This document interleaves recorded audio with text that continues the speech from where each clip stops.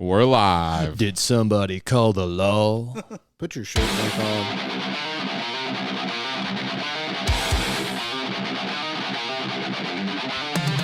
on. Welcome back, everybody, to the Iron Palace podcast. Today, we have a very special episode.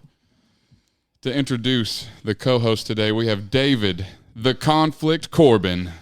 I'm here to introduce the world, the whole world, each and every one of you, to the one, the only, Travis, wrestled Bigfoot, and I say one, Law. You forgot his name is Travis Rebel E. Lee Law.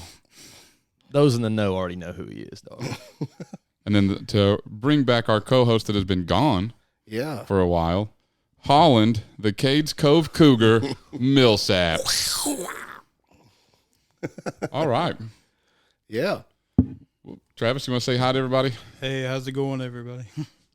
So we'll start it off, how we normally start things off. What got you into lifting? Well, believe it or not, I was a Hulkamaniac from 1985 on. Train, say your prayers, take your vitamins. Yeah. Didn't really get into lifting until I was in high school.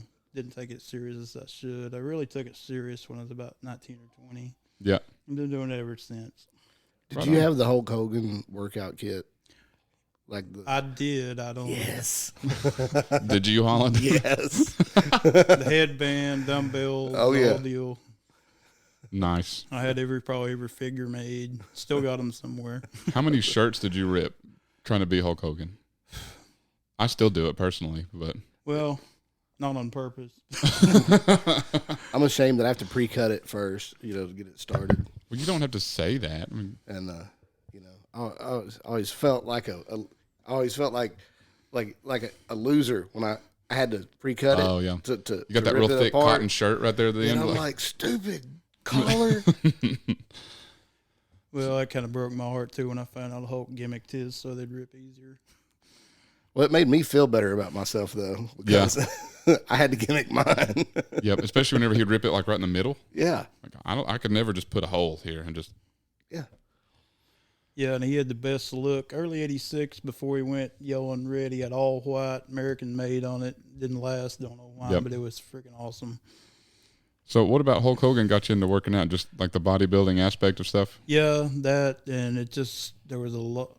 I guess I had a wrestling attitude from then on. Yeah. And you see these humongous guys, Lex Luger, Sid Vicious, all of them. And then when you finally get to see them live and appreciate how big they really are, it's unreal. Yeah. They look big on TV, but if you've ever come face to face with Sid Vicious and you go nose to belly button with him, Yeah. you're facing a pretty big guy. I want to do it. Just to say I did. Yeah. Well, the thing is, though, as tall as you are, though, it's not going to I'd be like nose to nipple, maybe. Yeah. Well, him and Taker both, Undertaker, are about 6'10", flat-footed. I want to meet him. And not many people know that Glenn Jacobs Kane, he's really like 6'7", but they put lifts on his boots when he wrestled Taker to make him look taller. I want to meet him too. I'm pretty upset I haven't. I met him once back when he was still wrestling. They came and I don't know. One of the times they wrestled in Knoxville, they came and ate at the Texas Roadhouse when I was working there. Heck yeah. And wait, you worked at Texas Roadhouse? For like 2 months. They let cougars in there? Good Lord. Yeah, I was a kitten then. Yeah. It was probably my freshman year in college. Yeah. But yeah, they came in there and, yeah, I mean, it was before he had ever took his mask off. Yeah.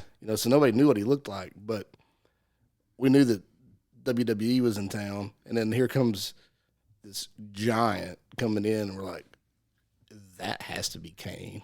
And so we were trying to all like figure out how to ask him, without bothering him at his table, and he finally, I guess, caught that like we were milling around, and he was like, yeah, guys, it's me. Couldn't hide it. Yeah. Well, I'll tell you some other guys that really got me into lifting too were the Road Warriors. Oh, I love the Road Warriors. If you've never Warriors. seen it, they had a promo right before Starrcade 86 where they did just a vignette of their workout, and it was just unreal. And when you know the history of both those guys, it's they were both freaking monsters. Yeah. And of Who's your course, all-time favorite wrestler? well, believe it or not, it's the franchise Shane Douglas. I really got into him in the mid-'90s. He started out as just a real clean-cut baby face. He was Shane Douglas, and he was one of the dynamic dudes, and he became Shane Douglas. He became a heel in '96 in ECW, and that's when he really took off, in my opinion, as a wrestler. He lost most of his career being a baby face. He should have been a heel all along. But, of course, the Road Warriors, they always did gimmick strength challenges. If you never saw the bench press contest between them and the Powers of Pain for $50,000. I've seen that one. And Road Warrior Animal legitimately got his orbital bone cracked in that because he got thrown into the dump barbells. Good Lord. I mean, like a lot of the dumps those guys take is crazy. Yeah, and it's extremely hard on your body. People can say it's fake all they want. It's not fake. It's choreographed. Oh, yeah. I mean, you're still getting slammed. I mean, was it Shane Mack? He broke his neck getting slammed into the screen. Yeah, they took 3 attempts to go put him through the glass, but he finally went through it. I think he broke 2 vertebrae in his back.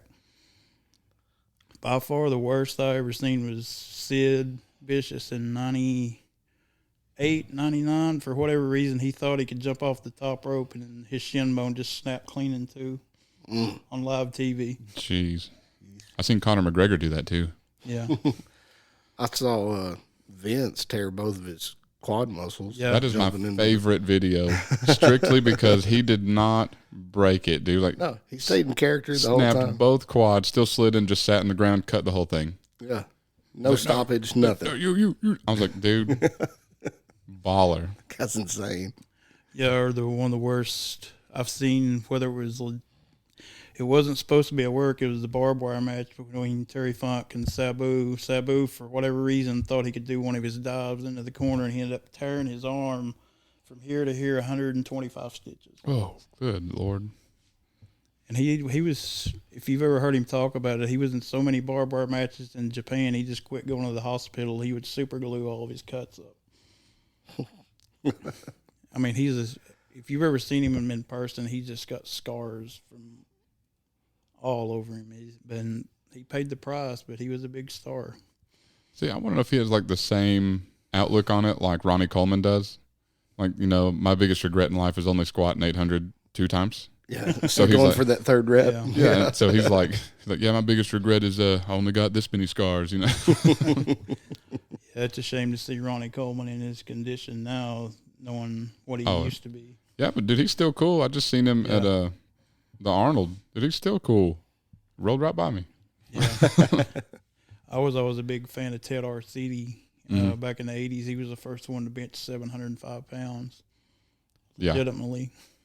What's like Julius Maddox now hitting 800 plus on bench, raw bench. Guy's ridiculous. Insane. And the thing I've always had problems with, especially when I start maxing up, it's just, I don't know if you've guys experienced just that fear. Once that bar leaves the bench and you feel how heavy it really is, it's hard to make your mind believe I can ease this down and I can push it back up. Yeah, we've talked about that a few times on podcasts, is like just like that mental block, getting over how heavy something is. Mine was for deadlifts primarily, is like getting it to not stick to the floor. Seems like it's impossible. Yeah, I think one thing that helped me with bench a lot is a slingshot. Yeah. Put a slingshot on, it adds however much. I think it adds like 20 pounds or so. Depending on the level of slingshot that you get, it adds, several pounds to your bench. Yep. And like I was the first time that I ever hit 315, like I was stuck at 300 forever. Yep. And 315 just seemed like, 3 plates. It just seemed like such a lot of weight, And I started using the slingshot. And I think more than any of the muscle benefits, I think it helped me mentally more, knowing that this is what it feels like in my hands. Yeah. And this is what it feels, like I think that helped. And if I get stuck on a weight now, I'll break the slingshot out and mess with it. You know, that whatever number I'm trying to hit. So that's what bothers me when I see a lot of, especially newcomers in the gym, especially young guys. That's the first thing you want to go for, either dumbbell curls or the bench, and they want to throw an amount of weight on there that they're not capable of doing. Oh yeah. And they do a partial rep and think they've actually accomplished something. Oh yeah. Yeah. We've talked about that a lot too. Is like your perceived strength is not really where it's supposed to be on a lot of people, especially new lifters. Like you just assume you can walk in and bench 3 plates, but I mean, I still can't bench 3 plates. And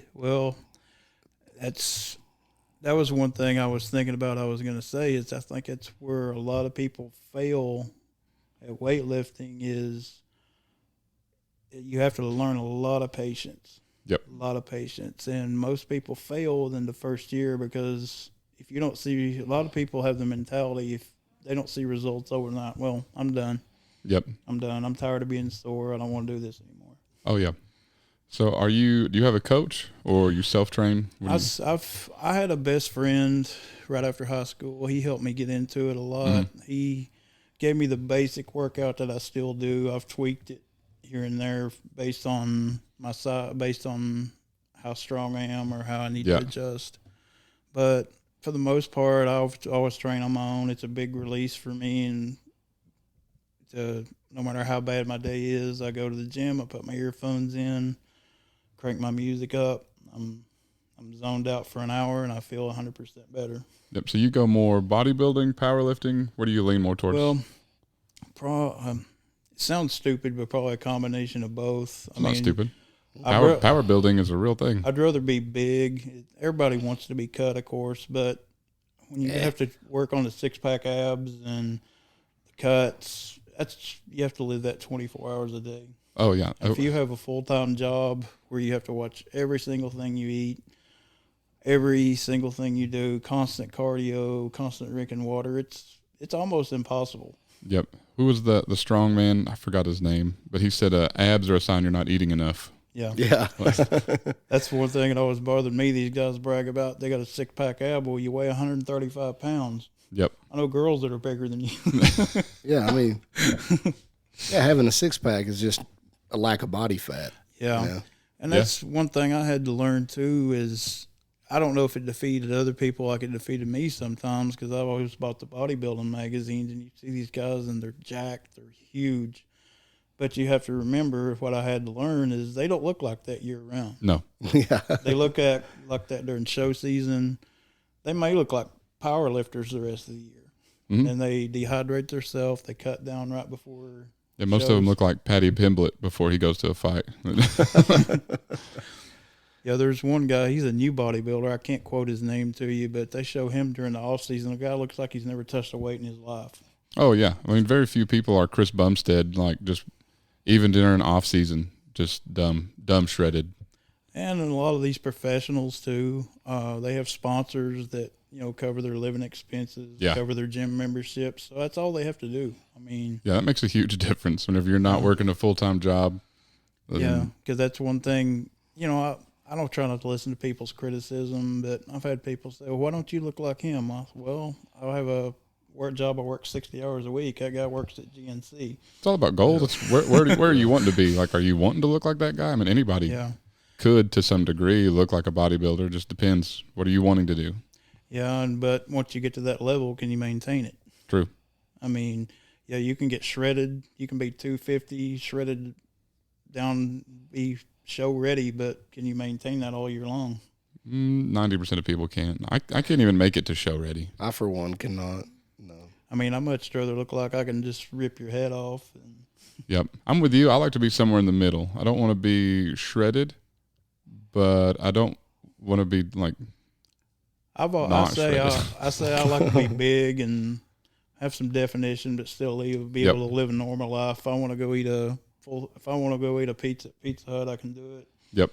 That's what we talked about when one podcast was like, that's why and I recommend this to a lot of people, is I fit my nutrition around what works for me. So I do intermittent fasting so that I can just, for lack of better terms, pig out the rest of the day because I can't eat that many calories. I mean, I can. But And I think there's a big misconception that, you see the bodybuilders in the magazines eating bull chicken, rice, broccoli, just the You chicken don't- and rice you myth. don't. And the thing is, the thing a guy taught me was one of the most valuable lessons I learned. He said that you have to have calories. Yeah. To put on size. He says, used to travel with 4 professional bodybuilders. When we were on the circuit, we never passed a Taco Bell. We never passed the McDonald's. I still don't. Yeah. Well, it's like Eddie Hall when he was chasing the deadlift record. Yep. You know? I mean, he didn't care where his calories came. Calories were calories. But he was waking up every 2 hours to eat. Yeah. And that's, it's, of course, it's a two-edged sword. I mean, yeah, you fast food calories will help you put on size, but you got to be careful because you can only outlift so many calories. True. Well, Eddie Hall almost died from that. Yeah. I mean, he's 6'4", trying to compete with people 6'9". Yeah, he was up over 400 pounds. I Yeah. mean, it's crazy. Well, it may be different nowadays. I hadn't followed bodybuilding as religiously as I should in the early 90s, but most really champion bodybuilders were under 6 feet tall. Oh, yeah.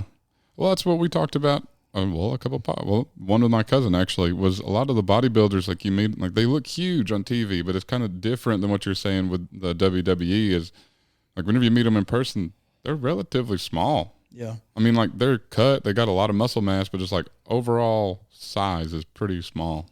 I saw a video just the other day of I guess he's either a world's strongest man or he's some kind of power lifter. He shows up at this bodybuilding meet, and he's a special guest on stage, and he's just towering over these. Oh, Brian Shaw. Yeah.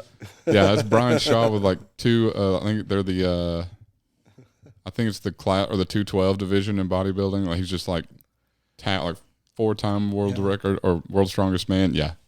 And I'll tell you, the biggest bodybuilder I've seen, or 2 of them, they weren't brothers, but it was Jim and Mike Quinn. I don't know if you've ever heard of them. Jim Quinn was humongous for a champion bodybuilder. He's 6'5", weighed 275, wasn't an ounce of fat on him. Yep. That's kind of like Lou Ferrigno. Lou Ferrigno's. Oh, yeah. Yeah.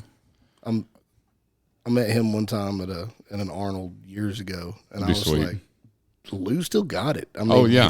Dude, I mean, he's still on that show, King of Queens. Or, he was. I don't know. I Yeah. don't think he's anymore. But either way, still huge. Yeah. Yeah, he's trimmed down a lot from his champion days, but he's still a humongous guy.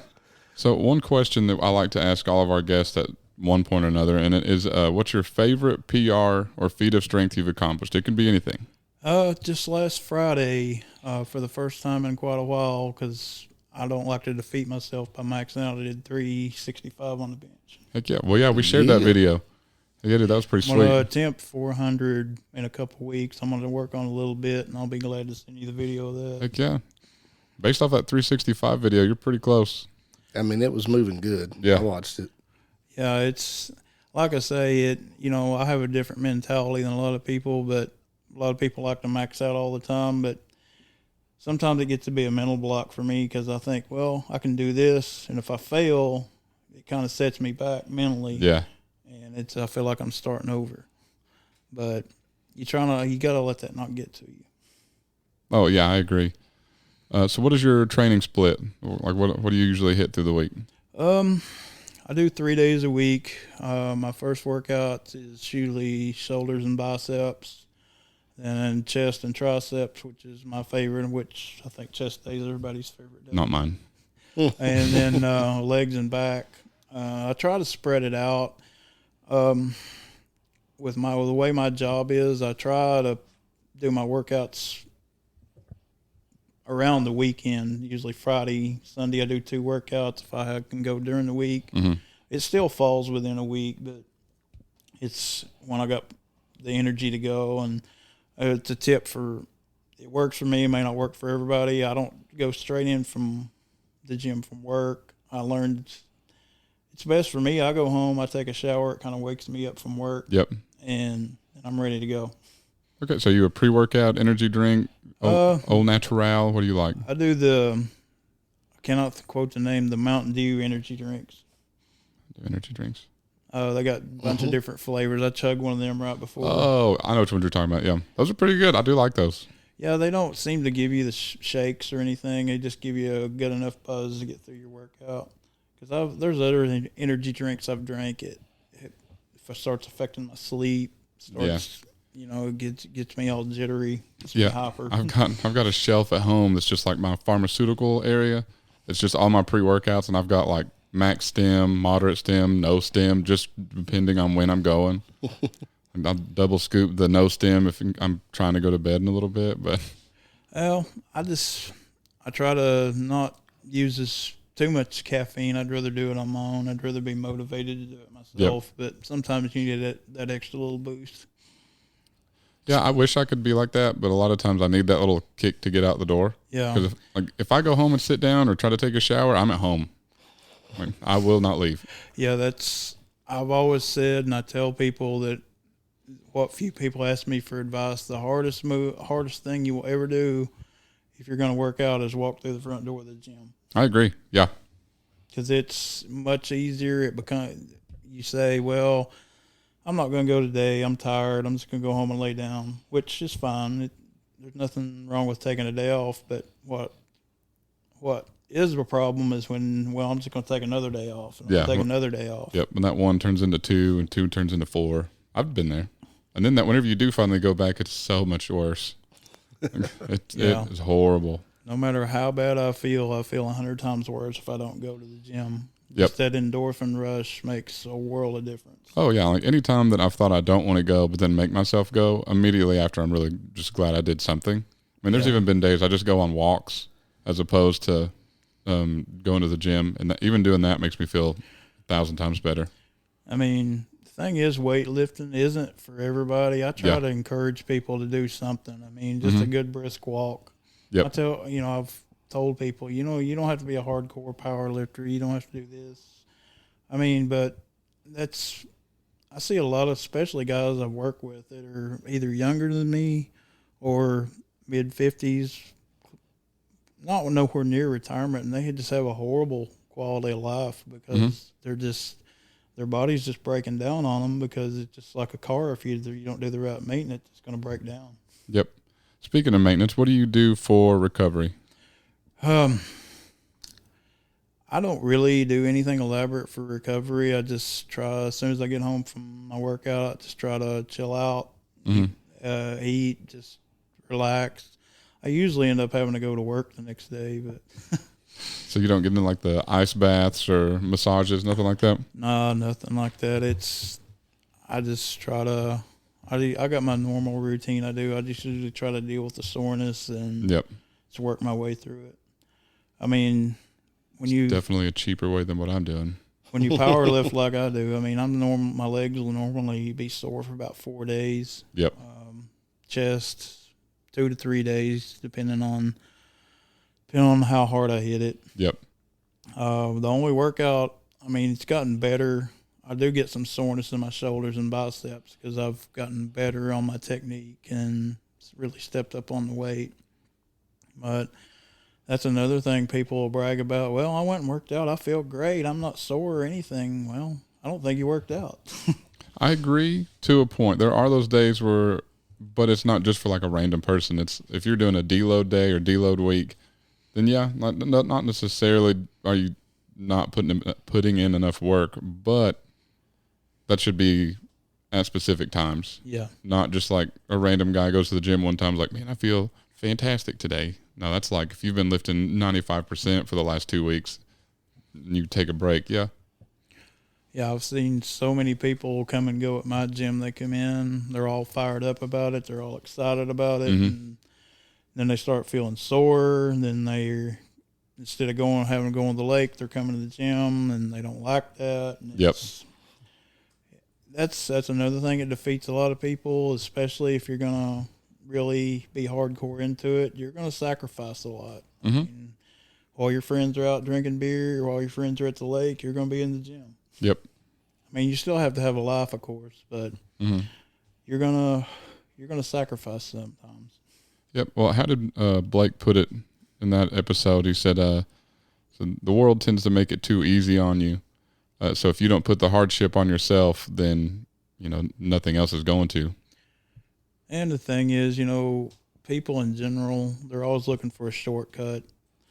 I mean, especially now with social media and TikTok, everybody's got their magical workout that's going to shred you in 30 days. And I hate it. Hate it. They always make up some off the wall workout that makes no sense. And then you've got guys in the gym doing some weird movements, but especially with the cable machines that just don't make any sense just because they saw some guy that's shredded on TikTok do it. Yeah, and I've seen different people pop up in my Facebook groups that claim the vegan diet's the way to go for powerlifting now, and I'm thinking, It's because they watched that documentary. That's all it is. Well, I'm not going to sit here and deny there aren't proteins and different beans and things you eat, but it's nowhere near as good as meat protein. I agree.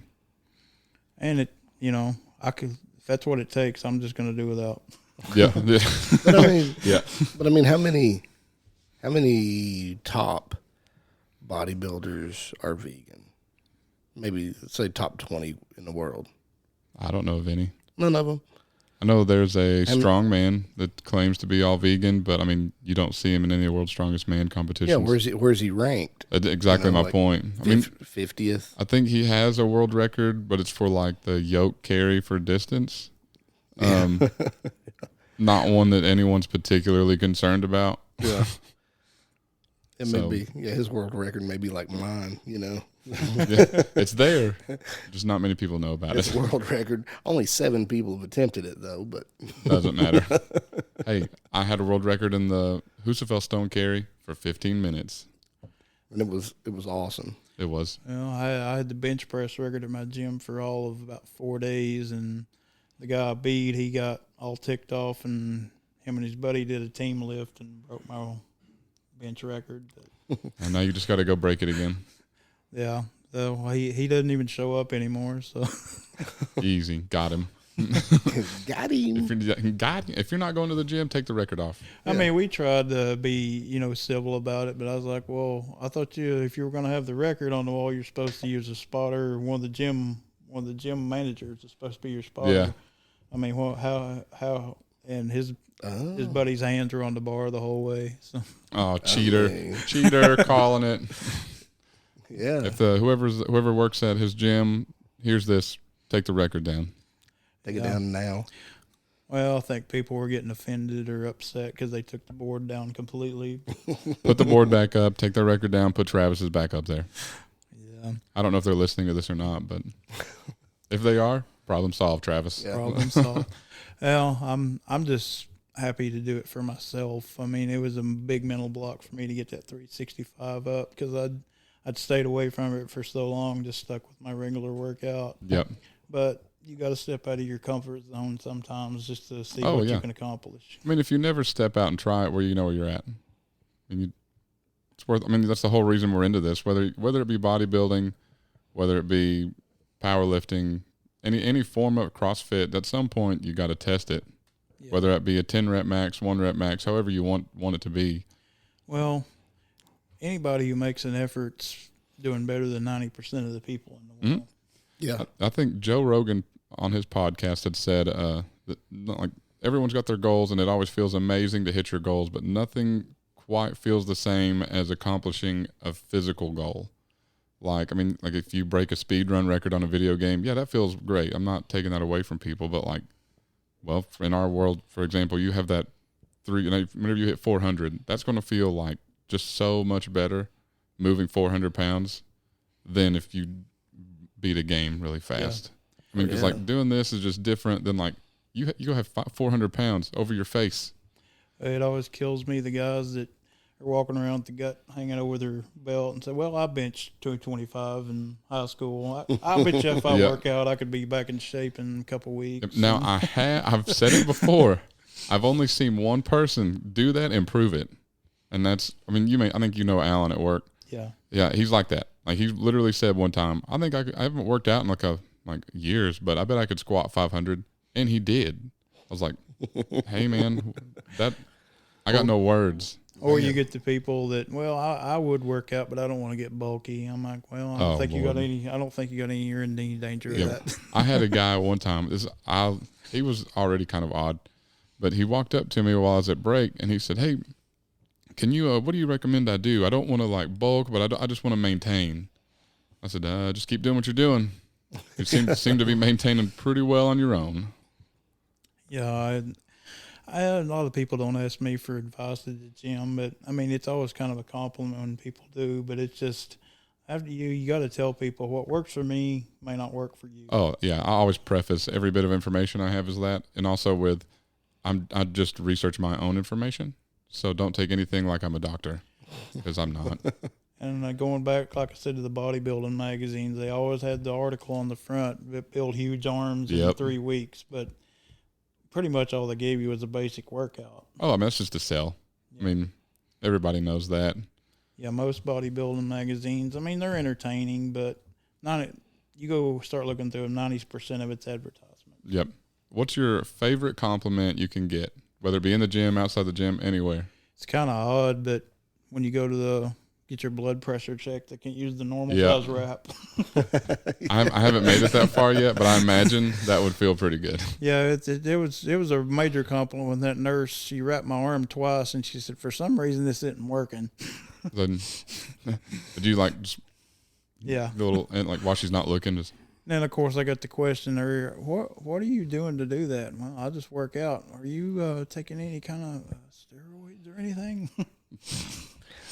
We've talked about that like that's a compliment in and of itself. People, I love that one. Like you're getting bigger and you're getting stronger when people start asking, and are you Yep. You know? I just got, well, we've talked about it on here. I just got asked a couple of weeks ago at the gym. I wasn't even doing anything. Yeah, he said, so you doing anything? I was like, thanks.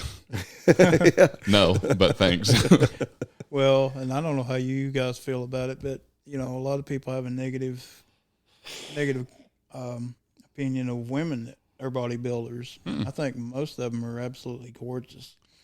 And the thing, I always tell people, well, if these girls look like guys, I said, well, maybe you'd work out. You'd look like a guy once in a while. I like that answer. Yeah, it doesn't bother. Everybody's got their goals. I mean, just because it ain't my goal doesn't mean it's wrong. Yeah. So, I mean, whatever their goal is, go for it. And that's the thing, like I said, I don't compete. I've been to one powerlifting competition. It was kind of a stacked deck because the gym that sponsored it, most of their lifters done better than anybody. But it was for charity, so it wasn't a loss. But when you go into bodybuilding, it's more subjective and a lot of politics involved in that with the judging. Oh yeah. Yeah, I've always said I couldn't be a bodybuilding judge because whenever I watch the shows, none of it makes sense to me. Everyone looks shredded. So I would be a horrible judge. I'd be like, yeah, you all win. You're all peeled. I don't know what to tell you. I'm sure they give you basic criteria to go by, but, everybody's got their own opinion. Yep. I mean, because I've heard several times there were a couple of Mr. Olympias. Arnold won that a lot of people felt he shouldn't have won, but he did, mainly because he was one of Joe Weider's guys. Yeah. I mean, whether that's the truth or not, I don't know. Politics. I would hate to feel like all my work, the months of training and the weeks of dieting and all that just comes down to somebody's opinion, I mean, that's everywhere. Everyone finds some way to diminish what you're doing. I feel like whether you hate him or love him, Jake Paul is a prime example. Leading up to every fight, no matter who he's fighting, it's always, he's going to get waxed. Like he's fighting Anderson Silva, going to get knocked out entirely. Like it doesn't even stand a chance. As soon as it's over and he wins, he's washed up. He's not even fighting a boxer. But like they don't say that before. So, there's always someone's got to knock down your accomplishments, but no matter to what level you're at. Mm-hmm. I mean, same with going back to the steroids. Like you're huge, but people are immediately like, oh, he's on steroids. Well, if I was on steroids, I could exactly. do that. Not true. No, not at all. Well, that's the thing. Another thing is people don't seem to understand whether you do it, whether people really understand it or not. Steroids isn't some magic formula. No. You just shoot up and you get shredded and big. You still got to put in the work. You still got to eat. It still requires a lot. All it really does is help you heal quicker, gives you a little more energy to work out. And yep, it does a lot for you, but it does nothing for you without the work, without still needing the nutrition. So like there's still a lot into it. Yeah, I mean, you still got to be in the gym. Yeah. You got to be in the can't weight just room. sit. You can't sit on the couch and shoot up and look like Travis. It's not going to happen. Sign me up if I could. No kidding. I want to upgrade to a big boy blood pressure cuff. Well, believe it or not, I saw an article. You know how you always get these junk ads on Facebook that they were trying to sell you on the fact that, you know, when you work out, of course, it tears your muscle tissue. Yeah. And when you rest is when your muscles heals, when you grow. This guy was trying to convince people that you should constantly stay in a rest state and your muscles are going to grow from a rest state without working out. As much as I wish that were true, it's not. I wish it was, though. I may give that a try. Really what I want to know is, David, you have been quiet for 35 minutes. Yeah, Dave. It's just hard for me to sit over here and listen to these podcast pretenders, brother. You got the number one zoologist in the state, cryptozoologist in the tri-state area. He's ready to bring the smack down and tell you a little bit about Mothman. He'll tell you a little bit about Bigfoot. He'll tell you a little bit about anything you need to know. I'm over here listening to you guys rattle on. You can have your weightlifting, or you can have it. When it comes to wrestling, when it comes to cryptozoology, you're in my domain. This is my jungle. And let me tell you, when you're in the macho man's jungle, you're gonna meet the king of the jungle. And when you meet the king, he's gonna take you down, brother. And you may never get back up. So anyways, Travis, how tall would you say Bigfoot is officially? I got chills. I've heard between 7 and 8 feet. Heard. Look, you can be open. I want to hear the full story, details and all. This is why I'm here. Let's hear it. This is your platform. Quit hitting the table. Get it out. The one I saw in the woods near where I live, very, very secluded area. There was the tree canopy. It keeps it almost dark 24 hours a day.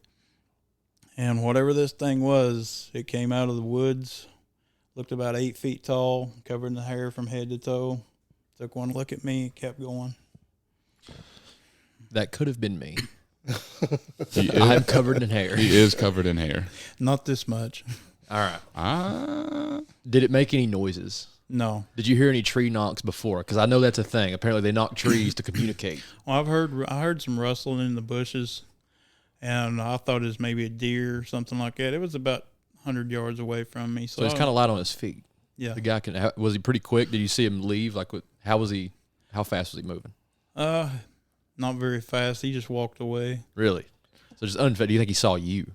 I don't think he saw me. You think Bigfoot went back and was like, boys, I was over in the woods, kind of a canopy. It's dark all the time, and I seen a silverback gorilla in the woods. I've always wondered, when you catch a fish, is it like a out-of-body experience, like when people get taken in UFOs? Like, no kidding, guys. This guy pulled me out of the water. He looked at me. He took my picture, and he threw me back in. I believe it. Touched me in my mouth, and I did not like it. So I got a question along the cryptozoology line. That's what we call it. Don't call us conspiracy theorists. I don't I'll even come know across what this table. I don't all even right? know what cryptozoology is. It's the study of creatures that may or may not be real. Like, you can't prove they're real, like Bigfoot, Mothman, all that's cryptozoology. Are there any ones in that family besides Bigfoot that you believe are real? Like, is Bigfoot where you draw the line? Because personally, I'm a big Mothman guy. I believe in the Mothman. Give us a list of your top 3 most likely to be out here among us. Wampus cryptids. cats.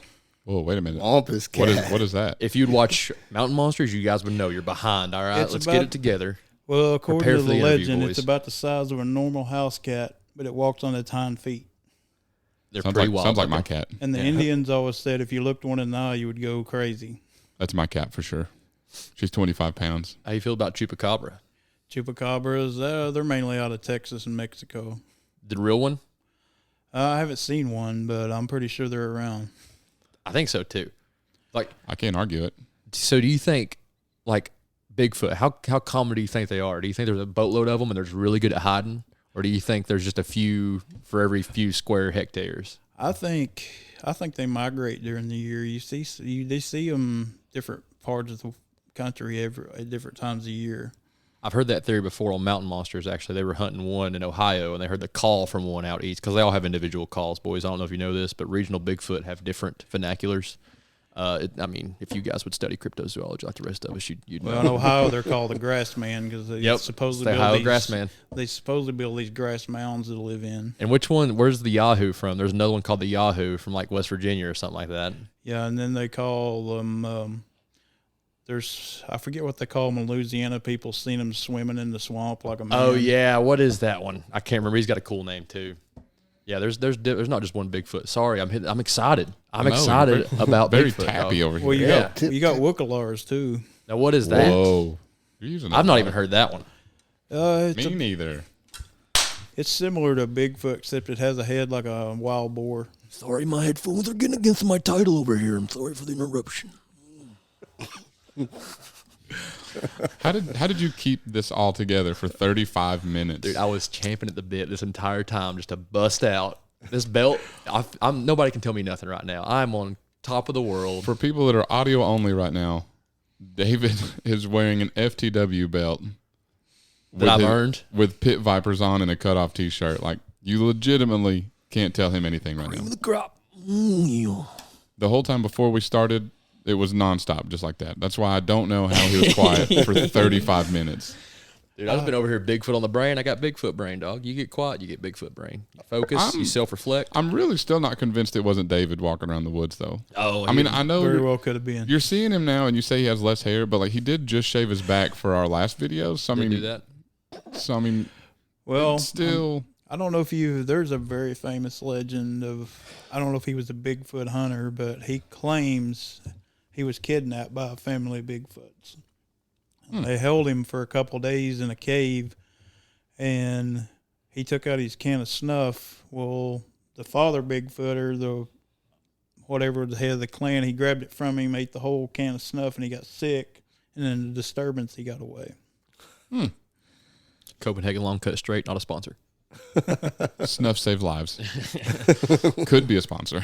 I mean, the one famous Patterson film that you see, it's kind of like on the Faces of Death order, because the film company that made it, they did this whole series of outdoor documentaries, and they weren't selling. So all of a sudden, they come up with this footage of Bigfoot, and their movies start taking off. Yeah, I've seen a lot about that film too. Like there's some weird stuff about the Bigfoot costume that matches a bunch of drawings that guy had in his house and all kinds of stuff. That's a total farce. They're not serious cryptozoologists like we are. We understand cryptids in a way that the average man doesn't. I mean, the actual documentary is very creepy if you watch it, because they really sell it. Because this guy, he's supposedly tracking this Bigfoot. He finds a grizzly bear that's had his neck broken like a man would break another man's neck, supposedly.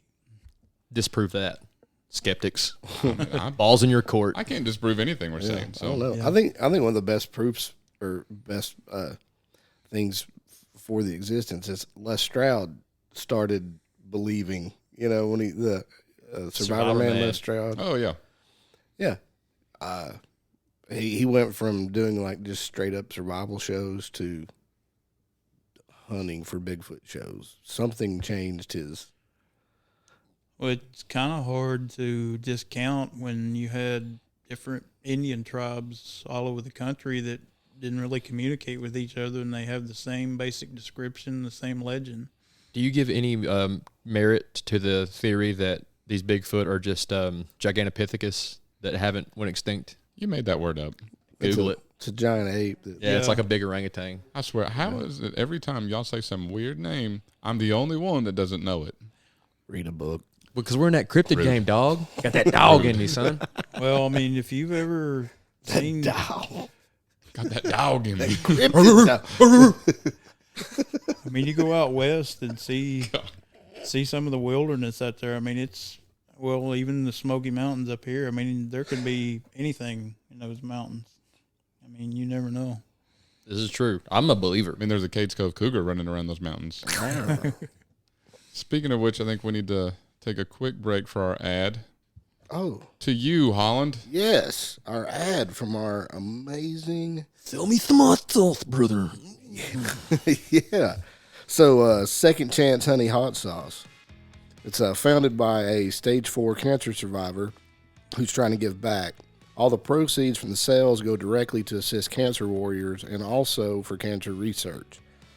Second Chance Honey Hot Sauce is a way to help fight cancer one delicious drop at a time. Not to mention, they are standalone in the liquor-infused flavors, showcasing the bourbon, whiskey, and Irish whiskey flavors. Go to secondchancehoney.com and order today. One more time from the top. And Chris Chambly is amazing. He is. He is a great. We actually are going to have him on. It'll be a little bit, but we are going to have him on the show. How does he Awesome. feel about championship belts on the pod? Only one way to find out. I'd say he'd be all for it. Because I'm going to order me one of these Chambly's as a wild soon man. as we leave. I'm going to be real surprised if Travis is able to get that from you later. You guys may have to wrestle for it. You can try to claw from my hands at WrestleMania 97, brother. Come on, you don't stand a chance. 97? Oh. I got to get time to get in shape. Oh, well, that's another thing. It's, you know, wrestling has changed way. You know, wrestlers used to be legit bad dudes. I mean, they were bodybuilders. They were big, humongous dudes that could actually win a legit fight. Now it's all these, for lack, I guess, just gamers and or they're YouTube stars. Nobody's scared of the Miz, and I'll say it right to his face. The Miz. I think, yeah. I think it's kind of in the way of not powerlifting. Powerlifting will never change. But like World's Strongest Man has changed just due to the health issues that come with what it takes to be like these mass monsters on wrestling, these mass monsters on World's Strongest Man. Like, so I don't think they want to be associated with that negative attitude of fitness. So I mean, I don't know this for a fact. This is just what my opinion on it is that they're trying to draw back the requirements so that now you're not pushing that far. I think there should be a distinction made between fitness and performance, though. You know, like Don't. you know, if you're performing, you know, at world level, you know, levels, world championship levels, you know, you're probably incurring injury. I mean, you know, you've got you take a Lamborghini.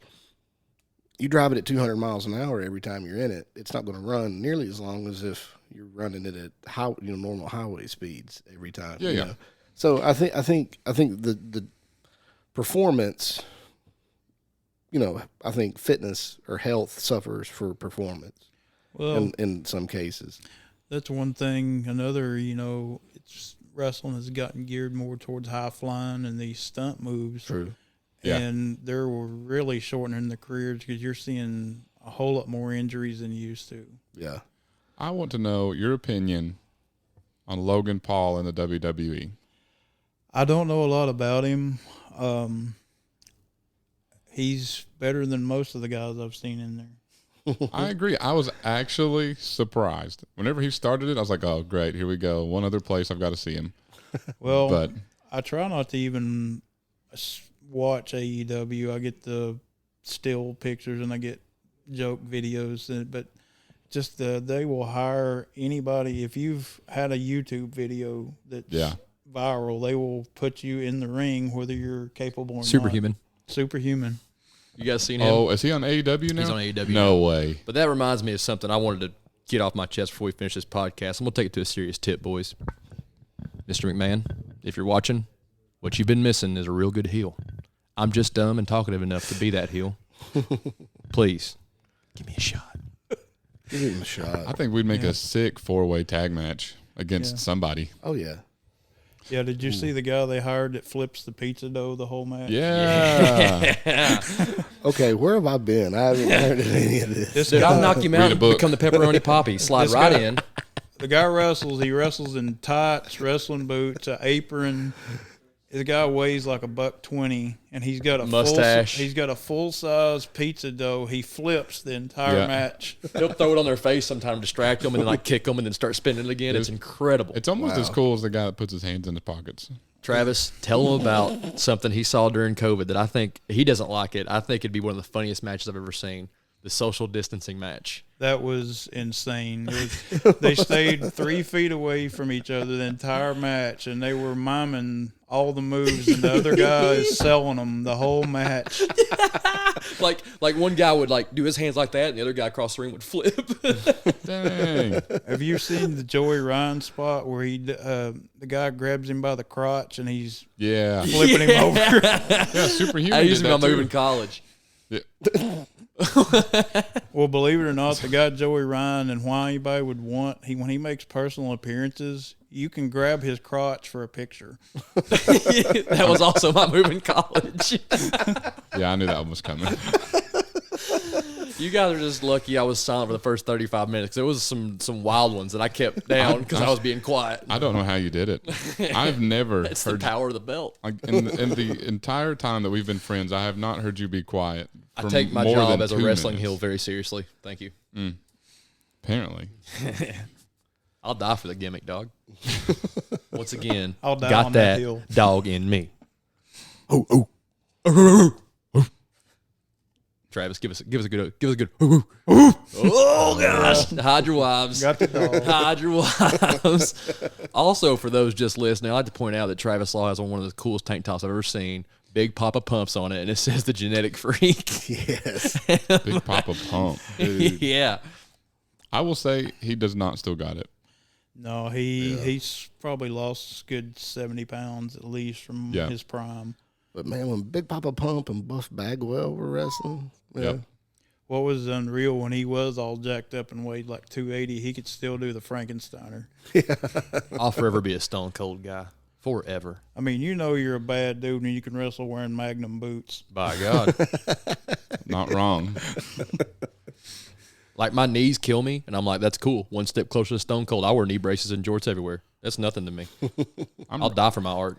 I don't know why I'm still surprised at things with you, but I'm surprised you don't already do that. Just for no reason. That's when wrestling died, when people stopped wrestling in jorts. Yeah. That was the end of it. Yeah. That's We it. used to be a proper country. What happened? Proper country. Proper country. TV will never be as good as the Attitude Era ever again. Speaking of proper country, before because I know this is about to just ride us on to the end, let's go ahead and slide in our tip of the day. Easy there, big fella. It's fine. It's just the tip. I'm uncomfortable now. You think you're comfortable now? Wait till after. We can only do so much on air. All you, right. Holland? Tip of the day. Yes. Did you know that one elephant can carry over 14 billion ants? But one ant can't carry a single elephant. Ants, you're on notice. That's you right now. While I'm on the totem pole, get them reps up, tag the Iron Palace, and we'll share it. Our next guest, the ant. Flick from Bug's Life.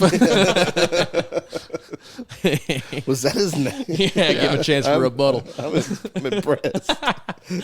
Again, learning disability. Do you even lift, bro?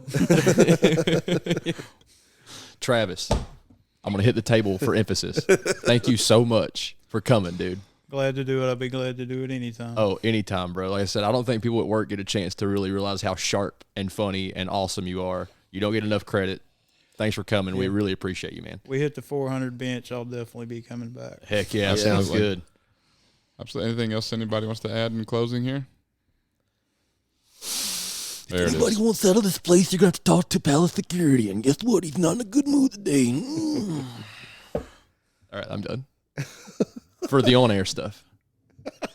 Yeah, I believe that. I know as soon as this Makes goes me off, nervous. it is going to be nonstop. Pants back on, and we're going outside to take pictures. Absolutely. You got a 50% chance. Yeah. Yeah, buddy. Yeah, just Big bad booty daddy. Chills. hopefully, Chills. Hopefully, we get the video off before David stands up and everyone sees he's not wearing pants. I'm going full Val Venus later. Hello, lady. Yeah, the big Valboski, just like the Rubik's Cube. The more you play with it, the harder it gets. That's getting cut. That's the end, boys. Hey, That's yeah. it. That's the end of the show. So, everybody go out and do something awesome this week. See y'all on the next one.